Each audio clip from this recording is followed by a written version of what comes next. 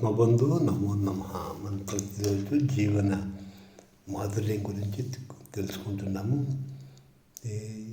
భూమి, నీరు గురించి, వాయువు గురించి తెలుసుకున్నాం. ఈరోజు కొద్దిగా అగ్నితత్వం గురించి తెలుసుకుందాం. ప్రతి మనిషిలోనూ, ప్రతి జీవిలోనూ అగ్నితత్వము నిక్షిప్తమై ఉన్నది.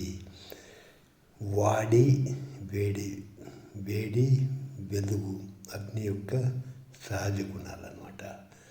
అతను అగ్నిదేవుడు అన్నిటినీ భక్షించిన పరమ పవిత్రుడు, అందరికీ ఆరాధ్యుడు. అలాగే ఆకాశం ఎంతో ఉన్నతమైనది, మితము లేనిది, అపరితమైనది ఆకాశము. ఆకాశానికి ఎక్కడ కూడా కలియుట అనేది లేదన్నమాట. చూడండి, ఎక్కడ కూడా మేఘాలు కానీ వానచంద్రులు కానీ అన్నీ విడివిడిగానే ఉంటాయన్నమాట. ఎక్కడ కూడా టచ్ మీ నాట్ అన్నట్లుంటుందన్నమాట. ఇవన్నీ ఏర్పడి మనకు ప్రాణశక్తి అనేది ఏర్పడుతుంది.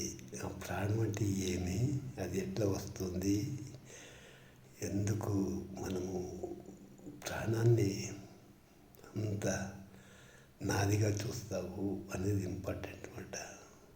చూడండి, ప్రాణం బాగుండాలంటే వాయువు సరఫరా కావాలన్నమాట.